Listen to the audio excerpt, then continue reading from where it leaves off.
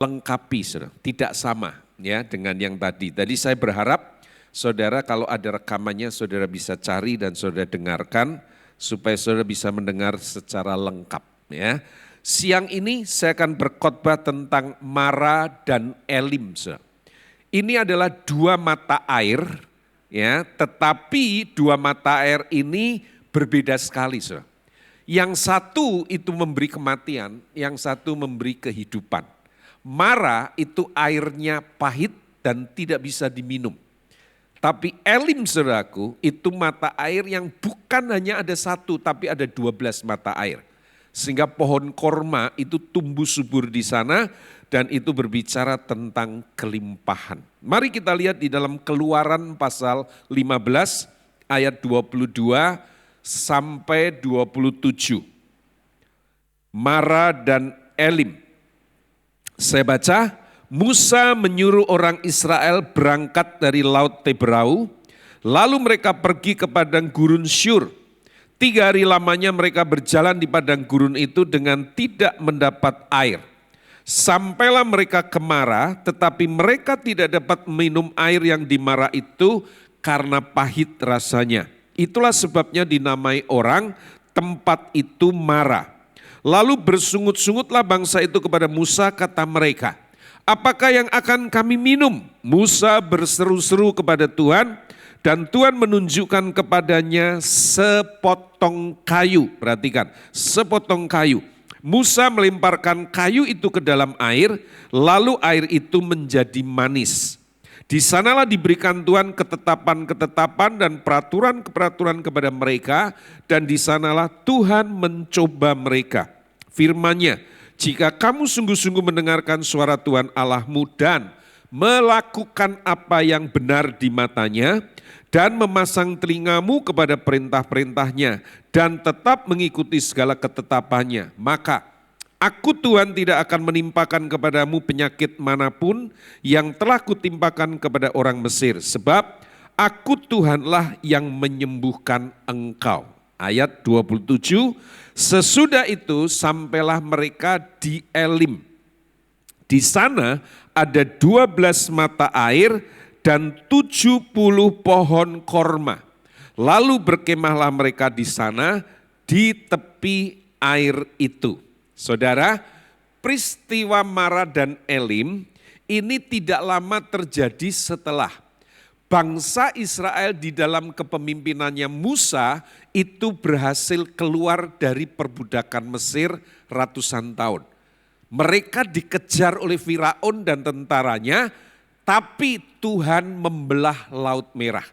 Dan bangsa Israel berjalan di dataran kering, ya. Kiri kanan mereka itu dinding air, saudara. Dan ketika mereka sudah melewati laut itu sampai di seberang, mereka naik.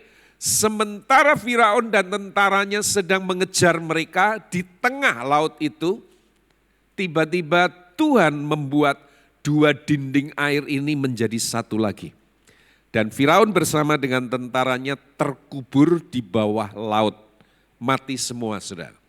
Jadi, di pinggir atau di ujung seberang laut sana, bangsa Israel sedang melakukan perayaan besar. Mereka baru saja memperoleh kemerdekaan, pembebasan. Bayangkan, hanya dalam waktu 1 malam, bangsa budak, bangsa yang hidupnya dari kerja rodi, itu berubah menjadi bangsa yang kaya raya. Mereka meninggalkan Mesir dengan membawa semua harta bendanya orang Mesir. Bahkan kalau orang Mesir mereka temui saat itu, mereka bawa pakai perhiasan, itu semua dipretelin. Karena orang Mesir berkata pergi-pergi karena supaya kami tidak mati semuanya. Jadi saudara, hanya dalam waktu 1 malam, bangsa budak berubah menjadi bangsa kaya raya. Saudara. Meninggalkan tempat yang memperbudak mereka ratusan tahun. Jadi mereka melakukan perayaan besar. Ada tarian di situ, ada bunyi-bunyian, ada sorak kemenangan buat mereka. Itu kemenangan besar. Nah, sesaat setelah mereka merayakan itu, mereka langsung berhadapan dengan masalah besar. 3 hari perjalanan di padang gurun, mereka nggak dapat air. Saudaraku tahu bahwa batas kekuatan manusia untuk tidak menerima cairan masuk dalam tubuhnya itu hanya 3 hari. Karena manusia, saudara, ini 65% lebih tubuh saudara itu terdiri dari cairan. Jadi tanpa air, saudaraku, kita ini nggak bisa hidup lebih dari 3 hari. Berarti ini masalah serius. Ya. Apa yang mereka hadapi itu soal hidup dan mati. Masalah yang sangat besar, yang sangat serius dan itu ada di depan mata. 3 hari gak dapat air. Tiba-tiba hari ketiga di tengah penderitaan mereka ini, mereka menemukan sebuah mata air. Langsung saudaraku mereka berusaha untuk secepat-cepatnya minum. Karena itu yang dibutuhkan mereka. Tapi waktu mereka minum ternyata air itu pahit. Mereka nggak bisa minum. Itu bisa jadi racun yang justru membunuh, mematikan mereka. Saudara. Ya, saudara, dunia itu seperti itu. Seperti mata air mara. Ya, seolah-olah itu jawaban tapi ujungnya pahit. Saudara. Dunia itu selalu menawarkan hal itu. Ya, saya pun mengenal seorang pria. Dia ini dapat warisan pabrik dari papahnya. Dia punya beberapa saudara, dia anak paling kecil. Tapi papanya yang meninggal pada usia yang belum terlalu tua, saudara, itu meninggalkan surat wasiat. Bahwa kalau dia meninggal, pabrik ini itu diserahkan turun kepada anak paling kecil. Yang saya kenal ini, saudara. Jadi pabrik ini dia terima, saudara. Dia dapatkan. Di mana pabrik ini menghasilkan keuntungan ratusan juta rupiah setiap bulan, saudara. Ini membuat dia jadi kaya raya, saudara. Masalahnya adalah ketika dia memiliki pabrik itu, saudara, seolah-olah hidupnya keberkatan. Tidak ada masalah, uang berlimpah, saudaraku, kekayaan luar biasa. Tapi ternyata saudara, itu jadi kutuk buat dia, bukan jadi berkat. Kenapa? Karena saudara-saudaranya itu tidak pernah bisa terima. Saudara. Bahkan saudara laki-lakinya, kakaknya, kokonya itu sering menggugat dia di pengadilan. Saudara. Setiap kali dia menghadapi sidang pengadilan yang melelahkan itu, saudara, dia selalu menang. Kenapa? Karena hitam atas putihnya dia punya. Legalnya itu dia punya, saudara. Jadi dia selalu menang. Masalahnya adalah kalau dia udah menang gak lama digugat lagi, saudara. Itu terus menerus, saudaraku, terjadi perseteruan antar saudara. Ya. Dan itu gak pernah selesai bertahun-tahun, saudara. Dia beritahu kepada saya, padahal dia itu menyekolahkan anak-anak dari kakak-kakaknya, berarti keponaannya, itu sampai ke luar negeri. Dia yang bayarin. Tapi saudaranya tetap gak bisa terima. Dan dia berkata, Pak, padahal saya sudah memperkirakan. Kalau pabrik ini kira-kira nilai jualnya berapa. Lalu dia bagikan ke kakak-kakaknya, saudaranya. Jadi disusui. Ya, orang Jawa berkata disusui, saudara. Tapi itu tetap tidak membuat mereka puas. Dia tanya kepada saya, menurut Bapak bagaimana solusinya? Karena saya capek, Pak, lelah. Ngadepin caci maki, tekanan, gugatan, waduh capek banget. Padahal dia sekolahin ponakannya sampai ke luar negeri, dia susukin saudara-saudaranya, tetap itu tidak membuat damai terjadi. Saya berkata, satu-satunya cara kamu jual pabrik itu. Lalu uangnya kamu bagi rata. Wah, tapi kan itu menghasilkan, Pak, ratusan juta setiap bulan. Eman-eman sayang kalau dijual. Saya berkata selama mereka melihat pabrik ini masih ada dan beroperasi, mereka tuh gak akan pernah puas. Walaupun kamu memberikan uang buat mereka, mereka tetap merasa mereka punya hak. Karena kamu anak paling kecil. Ya. Tapi dia nggak mau ngikutin saran saya, saudaraku. Kenapa? Sayang. Itu menghasilkan, pabrik itu luar biasa. Saudara. Ratusan juta setiap bulan. Masa dijual? Tapi yang terjadi apa? Saudara? Ya perseteruan itu nggak pernah selesai. Sepertinya kalau dia kasih uang, susukin, sekolahkan ponakan nyampe ke luar negeri, itu sepertinya solusi. Ujungnya tetap pahit. Saudara. Mereka nggak pernah akur. Padahal dia ini juga pelayan Tuhan. Saudara. Tapi dia nggak mau ngikutin saran saya. Sampai akhirnya saudara, pabrik ini dia nggak jual tapi terpaksa harus tutup. Kenapa? Karena penjualannya merosot terus. Dan akhirnya harus ditutup. Pabriknya bangkrut. Saudara. Padahal kalau waktu itu dia jual, waduh itu masih menghasilkan uang yang sangat besar untuk bisa dibagikan. Akhirnya toh pabriknya berhenti dan selesai. Tapi perseteruan dengan saudaranya itu juga tetap berlanjut. Saudara. Dunia memberikan sepertinya solusi. Tapi ujungnya pahit. Saudara. Itu marah. Ya. Suami atau istri yang pasangannya itu selalu ribut saudaraku. Apa yang dunia katakan? Kalau kamu gak cocok cari yang lain. Yang cocok sama kamu. Dunia itu seolah-olah memberikan solusi. Tapi ujungnya itu kehancuran. Ujungnya itu pahit saudara. Nah sama, yang dilakukan oleh bangsa Israel adalah persungutan.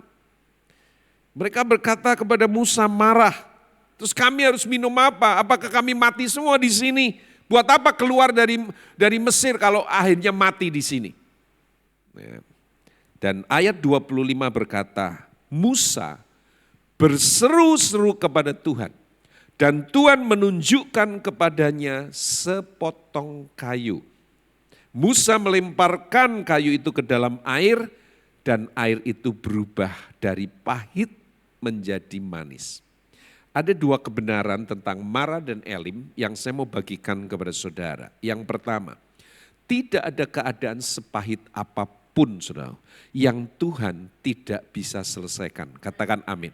Tidak ada keadaan sepahit apapun yang Tuhan tidak bisa rubah jadi manis. Kenapa? Karena dia Tuhan. Amin. Ketika engkau berseru-seru seperti Musa, engkau melibatkan Tuhan di dalam problem hidupmu, maka dia sanggup, dia mampu mengubah yang pahit jadi manis. Waktu Musa berseru kepada Tuhan, Tuhan menunjukkan kepada Musa apa? Sepotong kayu. Ingat saudaraku, ini padang gurun. Di padang gurun tidak ada tanaman kayu. Adanya rumput kering, adanya tanaman kaktus, ya, tanaman padang gurun. Tiba-tiba ada sepotong kayu, itu kayu dari Tuhan. Musa disuruh Tuhan lemparkan sepotong kayu kepada mata air itu. Dan air itu berubah jadi manis. Saudara, sepotong kayu dari Tuhan ini berbicara tentang salib Kristus. Tidak ada masalah sepahit apapun yang tidak bisa diselesaikan ketika engkau datang kepada salib itu. Ketika engkau datang kepada dia. Pengorbanannya di kayu salib itu adalah solusi atas seluruh permasalahan kehidupan kita. Amin. Sepahit apapun, salib akan mengubah menjadi manis. Saya melayani seorang pria yang tinggal di kota saya, kota Jogja. Dia orang lama. Semua orang lama Jogja kalau diberitahu nama orang ini, mereka pasti tahu. Mereka tidak hanya kenal dan tahu, tapi juga mereka mengerti betapa brengseknya pria ini hidupnya. Pria ini punya satu istri, punya satu anak perempuan dari istri pertama, lalu dia tinggalkan istrinya. Lalu dia menikahi wanita kedua dan punya beberapa anak. Setelah itu dia tinggalkan istri yang kedua. Dia hidup dengan seorang gadis usianya lebih muda dari anak pertamanya. Rupanya pria tua ini saudaraku, penyuka daun muda. Ya. Dia hidup dengan wanita muda ini selama 13 tahun tanpa ikatan pernikahan. 7-Eleven. Kumpul kebo, coba lihat betapa jahatnya manusia. Yang kumpul manusia, yang disalahin kebo. Saudara. Kumpul kebo, saudara. Tapi enggak sampai keluar gudelnya. Saudara. Gudel itu anak kebo, saudaraku. Ya. Dia hidup bersama dalam perjinahan 13 tahun dengan wanita muda ini. Saudara. Sampai satu hari dia ketemu dengan kami, saudaraku, dan dia bertobat melalui pelayanan kami. Saya mentor dia, saya muridkan dia. Saudara. Dan saat itu dia berkata, Pak, saya tahu hidup saya penuh dengan dosa. Dan semua orang memang mengenal betapa brengseknya pria ini. Bahkan papahnya yang sudah masih hidup, umurnya sudah mendekati 90 tahun. Berkata begini, Oe ini punya beberapa anak. Anak-anak saya yang lain itu baik. Kecuali satu ini. Tidak ada apapun yang bisa merubah dia. Sampai papahnya kandung berkata, orang ini, anaknya ini enggak akan mungkin bisa berubah. Dia bertobat melalui pelayanan kami. Lalu di tengah-tengah bimbingan yang saya berikan, dia berkata begini, Pak, saya tahu hidup saya penuh dengan dosa. Terutama perzinahan. Saya kepingin lepas dari yang ketiga ini. Karena saya tahu itu enggak berkenan di hadapan Tuhan. Cuma Pak, saya enggak tahu caranya. Karena saya sudah bersama dia 13 tahun, itu bukan waktu yang singkat. Kalau saya putuskan hubungan ini, Pak, geger Pak. Semua pasti ribut. Kerabatnya yang polisi juga pasti akan marah. Dan itu mungkin mengancam nyawa saya. Saya berkata, kamu betul-betul mau bertobat? Betul Pak, saya mau hidup benar di hadapan Tuhan. Oke, kalau kamu hidup benar di hadapan Tuhan, saya ajari kamu doa menantang Tuhan. Beritahu kepada Tuhan, Tuhan saya mau hidupku benar. Saya mau bersih dari perzinahan. Tapi aku enggak tahu caranya bagaimana putus dengan yang ketiga ini Tuhan. Tuhan, aku enggak tahu, tapi Engkau tahu. Aku mau mengandalkan Engkau. Tantang Tuhan di dalam doamu. Kalau doamu radikal seperti itu, kamu akan melihat Tuhan mampu untuk menyelesaikannya. Seberat apapun masalah yang kamu hadapi, Tuhan punya kemampuan untuk menyelesaikannya. Dan ketika istri saya mulai melayani wanita itu, wanita itu mulai buka hati. Bersedia untuk dibimbing. Lalu satu hari, pria ini berkata kepada dia, hidup yang kita jalani, ini adalah dosa. Saya sudah hidup bagi Kristus. Rasanya saya enggak bisa menjalani hidup seperti ini terus. Dia semula, saudaraku, berpikir, gadis ini akan marah besar. 13 tahun saudaraku diperdaya sama pria ini. Dan dia berkata, saya minta maaf karena saya menghancurkan masa depan kamu. Tapi kehidupan kita ini penuh dosa, gak bisa dilanjutkan. Semula dia mempersiapkan diri, dia akan digampar, akan dicaci maki, saudaraku, gadis ini akan marah. Dia kaget ketika wanita ini menjawab dia begini, sebelum kamu bicara dengan saya, berhari-hari hati saya tuh gelisah. Karena di hati saya ada suara kecil yang berkata begini, hidup yang kamu jalani dengan laki-laki ini, itu hidup dalam dosa. Jadi kalau kamu sendiri dikejar-kejar dosa, aku juga. Dan aku mau terima kalau kita putus hubungan. Tuhan itu dahsyat, saudara. Enggak ada keributan sedikit pun. Mereka pisah baik-baik, saudaraku. Dan laki-laki ini kembali kepada istri yang kedua. Karena istri pertama sudah menikah lagi. Dia balik ke istri yang kedua.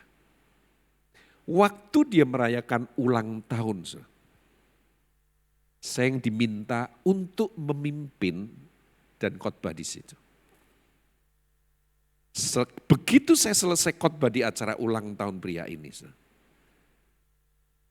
anak perempuan yang pertama dari istri pertama yang dia tinggalkan dulu, itu sudah menikah punya anak kecil. Dia maju ke depan, dia berkata, "Pak, boleh nggak saya bicara sebentar?" "Oh silakan." Lalu dia ambil mic saya, dia bicara. Dia berkata begini, "Waktu papa meninggalkan saya masih kecil dan meninggalkan mama, saya begitu membenci keluarga ini. Karena saya berpikir bahwa keluarga inilah yang menghancurkan keluarga saya. Papa saya meninggalkan mama saya dan saya itu karena keluarga ini. Bertahun-tahun hati saya dipenuhi kebencian dan saya tidak bisa mengampuni kalian. Tapi beberapa waktu terakhir ini saya lihat papa bertobat. Saya lihat papa bertanggung jawab hidupnya. Saya melihat papa hidup di dalam kebenaran. Jadi saya mau sampaikan kepada kalian yang dulu saya benci. Saya mengampuni kalian." Waduh saudaraku, istri keduanya peluk dia. Adik-adik tirinya peluk dia saudaraku. Mereka tangis-tangisan saudaraku. Jadi ulang tahun itu saudaraku penuh air mata. Tapi air mata pemulihan yang terjadi. Keluarga ini menjadi satu kembali dan mereka hidup di dalam kebenaran. Papa kandungnya yang berkata, "Anakku yang satu ini telur busuk ini. Sudah enggak mungkin bisa berubah." Kaget lihat anaknya berubah. Kaget lihat anaknya bertobat. Saudara tahu apa yang dilakukan papanya yang umurnya sudah 80 sekian itu. Dia berkata kepada anaknya, "Saya baru tahu kalau yang ternyata yang namanya Tuhan Yesus itu bisa mengubah anak yang brengsek kayak kamu ini." Lalu dia berkata, "Kalau Tuhanmu yang bernama Yesus itu bisa mengubah kamu, tolong panggil pendetamu, saya mau minta dibaptis." Saya datang saudaraku dan saya baptiskan papanya. Saya tidak bisa selamkan dia di kolam. Kenapa? Kondisinya sudah sakit, berbaring. Jadi saya hanya percikan air dan dia dibaptis. Sebelumnya saya bimbing terima Tuhan Yesus sebagai Tuhan dan Juru Selamat satu-satunya. Setelah itu saya baptis. Gak lama setelah itu Tuhan panggil papanya pulang ke rumah Bapa di surga. Tapi pulang sudah jadi anak Tuhan. Sudah siap dengan semua keadaan itu dan menyaksikan anaknya yang tidak mungkin berubah, Yesus ubahkan. Salib Kristus mampu mengubahkan yang paling pahit menjadi yang manis. Amin. Mara diubah menjadi manis. Yang beracun membawa kematian diubah Tuhan jadi mengalirkan kehidupan, saudaraku. Kebenaran yang pertama adalah sepahit apapun, sebesar apapun masalah dalam hidupmu, Yesus sanggup untuk mengubahnya. Salibnya adalah pekerjaan ilahi yang akan mengubahkan dan memberi pertolongan tepat pada waktunya. Amin. Saya melayani satu keluarga konglomerat di Indonesia. Dia cerita kepada saya satu kisah yang saya nggak pernah lupa. Ya, dulu dia ini anak nomor 1. Lalu bisnis papanya yang banyak itu, yang mulai grow bertumbuh, diserahkan sama dia.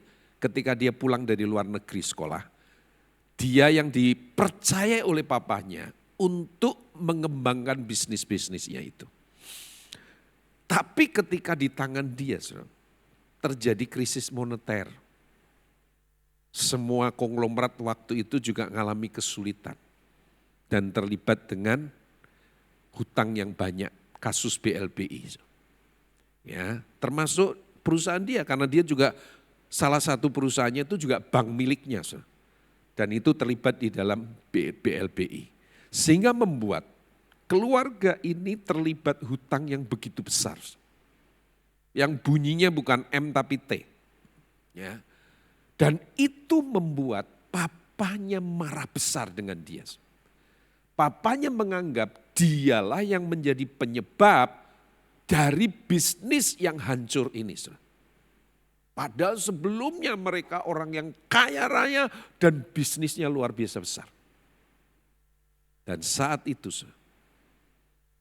menjadi saat-saat yang sulit bagi dia untuk dia bisa dimaafkan oleh papahnya. Dia coba datang pada hari Imlek. Ya, orang Chinese totok saudaraku, itu kalau Imlek anak memberi penghormatan itu kan orang tua disenangkan. Dia datang Imlek untuk minta maaf sama papanya. Saudara tahu papanya gak mau terima dia. Papanya pesan sama satpam rumahnya, beritahu suruh dia pulang. Saya gak mau ketemu dengan dia. Dia pulang gigit jari. Tahun depan Imlek kemudian, dia datang lagi. Tapi papanya tolak dia. Bahkan usir dia. Sampai berkali-kali saudaraku, Imlek yang ke-8, bayangkan udah bertahun-tahun. Papanya tetap bisa mengampuni. Papanya bukan orang Kristen. Dia Kristen, istrinya Kristen. Mamanya puji Tuhan orang Kristen. Dia sudah putus asa. Tapi setiap kali dia putus asa, dia down, mamanya selalu berkata, jangan menyerah. Kita punya Tuhan Yesus. Tuhan Yesus pasti sanggup untuk memulihkan hubungan kamu sama papa. Dan mamanya berdoa terus. Saya mendapat sebuah kisah yang luar biasa. Mamanya begitu rindu suaminya mengampuni anaknya. Memaafkan. Tapi itu tidak kunjung datang. Doa terus. Sampai si mama ini berusaha untuk menaruh foto. Foto dia dengan papahnya berdua ditaruh di meja kerja papahnya. Lalu mamanya ngintip. Dan waktu ngintip dia lihat suaminya ambil foto itu, dilihat beberapa detik. Setelah itu apa yang dilakukan papanya? Disobek foto itu. Jadi 2 bagian. Foto dirinya dan foto anaknya. Yang foto ada dirinya itu ditaruh kembali di meja kerja. Yang foto anaknya dibuang ke tong sampah. Saudara tahu apa yang dilakukan mamanya? Mamanya ambil potongan foto itu di tong sampah. Lalu potongan yang lain yang di meja kerja papanya diambil juga, direkatkan kembali. Dilem, diisolasi saudaraku. Lalu mamanya melakukan apa? Tumpangkan tangan di atas foto itu. Sambil berdoa, Tuhan buat perdamaian antara suamiku dan anakku. Seperti salibmu mendamaikan Ami dengan Bapa di surga. Didoakan sungguh-sungguh. Kabar baiknya Imlek datang, papanya masih usir. Lain waktu, mamanya taruh lagi aku foto, gak putus asa. Kali ini foto anaknya, papanya, di tengahnya itu Presiden Orde Baru. Ngintip saudaraku, papanya lihat beberapa detik, lalu disobek lagi. Disobek pas foto anaknya. Yang presiden dengan dia itu ditaruh lagi di meja kerjanya. Foto anaknya dibuang lagi ke tong sampah. Apa yang dilakukan mamahnya? Dilem lagi, direkatkan, tumpangin tangan. Tuhan, biar karya salibmu bekerja, memberi perdamaian untuk suami dan anakku. Sementara anaknya sudah putus asa. Gak mungkin lah, sudah papa gak mungkin ngampuni saya, udah bojai. Udah, saya gak mau datang lagi. Tapi mama berkata, enggak, kamu harus datang. Enggak mah, aku minta maaf, aku udah gak bisa datang. Aku gak mau lagi diperlakukan kayak anjing diusir-usir. Istrinya dia yang anak Tuhan juga sungguh-sungguh berkata, kamu harus tetap pergi. Walaupun kamu diusir, tetap pergi. Supaya papa tahu kamu punya niat baik. Tapi dia sudah berkata, enggak. Kali ini enggak. Karena aku sudah yang ke-8 kali tetap diusir kayak anjing. Dan tibalah Imlek yang ke-9. Teman saya ini enggak mau pergi ke rumah papanya. Kenapa? Udah putus asa. Udah enggak mau aku. Tiba-tiba ketika masih di rumah pagi-pagi. Datanglah pegawai papanya. Datang saudaraku ketok-ketok, gedor-gedor. Lalu berkata, cepet. Tuan muda cepet ke sana. Kenapa? Ditunggu sama papa. Dia nggak marah, dia berkata, kamu jangan main-main lo ya. Kamu tahu persis kalau saya sudah diusir berkali-kali. Bertahun-tahun. Kamu jangan bikin masalah lo ya. Kalau sampai saya ke sana diusir lagi, kamu berurusan dengan saya. Ngamuk. Tapi pegawai papanya berkata, enggak serius. Cepat papa nungguin kamu, papa kamu nungguin. Akhirnya dia ganti baju dengan istrinya, cepat aku naik mobil ke rumah papanya. Waktu dia buka pintu, papanya di dalam. Dan ketika dia melangkah masuk, papanya berbalik badan. Saudara tahu apa yang dilakukan papanya? Papanya setengah berlari. Sambut dia. Peluk dia. Enggak ngomong apa-apa, cuma nangis sambil peluk. Orang Chinese Toto itu enggak pernah romantis. Enggak pernah mesra, betul ya Pak? Dia berkata kepada saya, Pak, saya ini udah umur ya 40 tahun, hampir 40 tahun waktu itu. Ya, sudah 40 tahun lebih malah. Saya ditepuk pundak sama papa saya enggak pernah. Dilus enggak pernah, apalagi dipeluk. Saat itu saya dipeluk kenceng banget sambil papa saya nangis. Waktu peristiwa ini terjadi, saudaraku, papanya peluk dia dengan air mata. Mamanya turun dari loteng atas. Ketika dia turun menapaki anak tangga, dia lihat di bawah. Suaminya sedang peluk anaknya. Mamanya enggak sanggup jalan lagi. Terduduk di anak tangga itu sambil nangis. Sambil nangis berkata, Tuhan, Engkau sanggup. Tidak ada yang sulit untuk Engkau kerjakan. Salibmu luar biasa. Pulihlah hubungan mereka berdua.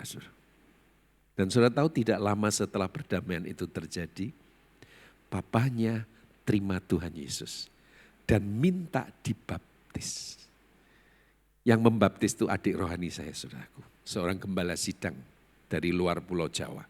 Membaptis dia. Dan kabar baik yang saya mau sampaikan kepada saudara. Sesudah perdamaian ini terjadi, saudara. Saudara tahu? Ternyata bisnisnya itu meningkat dengan pesat di bawah kepemimpinan teman saya ini, saudara. Singkat cerita berhasil melunasi semua hutang ke BLBI. Saudara. Lunas, betul-betul lunas. Dia berkata kepada saya seperti ini, tahu enggak Pak? Semua itu yang utang-utang ke BLBI Pak. Yang diberikan surat lunas Pak, itu enggak ada yang bayar 100% Pak. Mereka bayar 60%, 50% udah dapat surat lunas. Kami Pak, perusahaan saya membayar 100%. Baru kami terima surat pelunasan itu. Seandainya saya ketemu Bapak Jaya Supranama dan dia tahu ini, perusahaan saya masuk muri Pak. Ya, kenapa? Karena dalam sejarah BLBI, dia satu-satunya perusahaan menurut dia yang membayar hutangnya 100%. Ya. Jadi saudara, salib Kristus sanggup untuk mengubahkan yang paling pahit jadi manis. Ayat 27, kebenaran yang kedua. Sesudah itu sampailah mereka di Elim. Ada 12 mata air dan 70 pohon korma. Luar biasa. Elim berbicara tentang kelimpahan. Pertanyaannya, kenapa ya Tuhan gak bawa langsung bangsa Israel ke Elim? Kenapa harus lewat Mara? Ini pertanyaan penting saudaraku. Saya mau memberikan ini sebagai pewahyuan atas hidup saudara. Justru kesediaan mereka melewati Mara yang membuat mereka setelah itu dipertemukan Tuhan dengan Elim.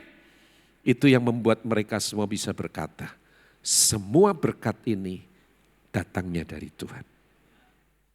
Kenapa Tuhan izinkan mereka lewat Mara? Supaya di tengah-tengah ketidakberdayaan mereka di Mara, mereka berseru untuk panggil Tuhan. Mereka melibatkan karya salib itu, sepotong kayu itu untuk dilemparkan ke mata air itu dan airnya berubah menjadi manis. Ketika engkau bersedia untuk melewati Mara, supaya di Mara engkau memiliki pengalaman ginosko dengan Tuhan secara pribadi. Di situ engkau mendapatkan pertolongan Tuhan. Di situ engkau mendapatkan mujizat Tuhan. Di situ engkau mendapatkan hal-hal yang ajaib dari Tuhan. Ketika Tuhan bawa engkau kepada kelimpahan. Ketika Tuhan bawa engkau ke Elim. Ketika engkau dipertemukan Tuhan dengan 12 mata air dan 70 pohon korma. Dengarkan saya. Engkau akan berkata, Tuhan semua ini kasih karunia darimu. Bukan karena saya yang hebat. Tapi karena engkau Tuhan. Amin. Saya punya anak didik sedang, seorang pengusaha bakery yang paling besar di salah satu provinsi di Pulau Sumatera.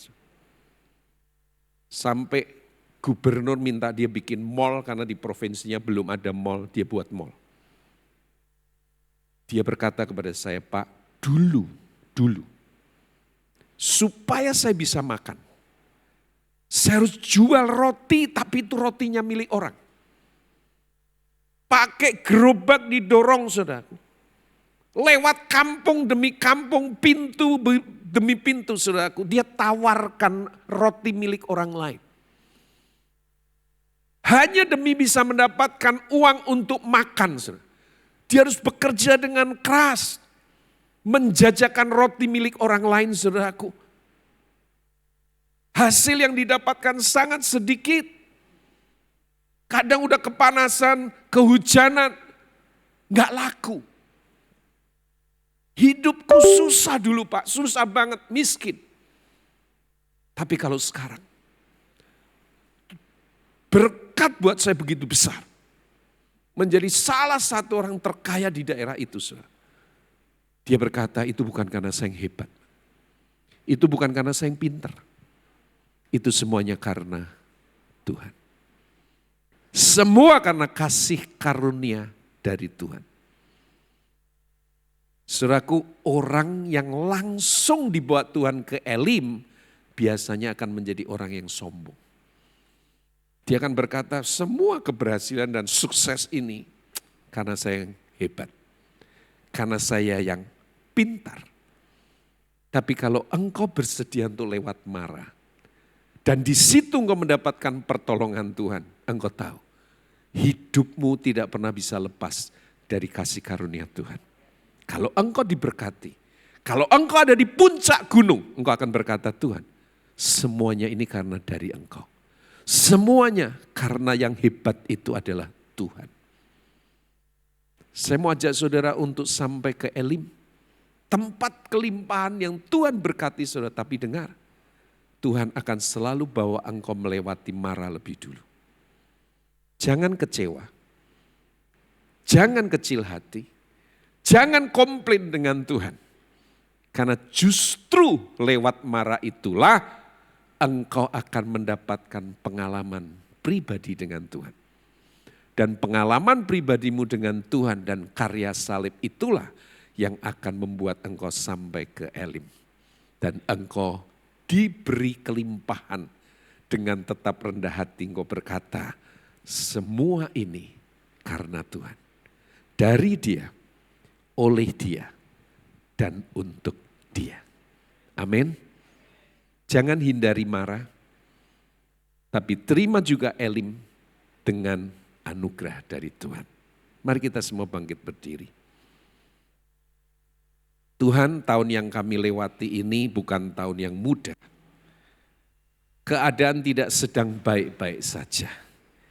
Dan kalau Tuhan izinkan kami melewati mara hari-hari ini, kami tidak takut. Kami tidak kecil hati. Kami tahu ada sepotong kayu ilahi, salib yang akan menjadi solusi. Dan ketika kami berseru kepadamu, Engkau akan datang memberi pertolongan tepat pada waktunya. Dan kami tahu di balik mara ada Elim yang Tuhan sediakan buat kami. Karena itu dengan rendah hati ketika kami ada di Elim, kami berkata bahwa semua mata air dan pohon korma ini adalah dari Tuhan. Dan engkau akan menjadi saluran berkat. Engkau tahu Tuhan memberkatimu di Elim dengan kelimpahan dengan sebuah tujuan.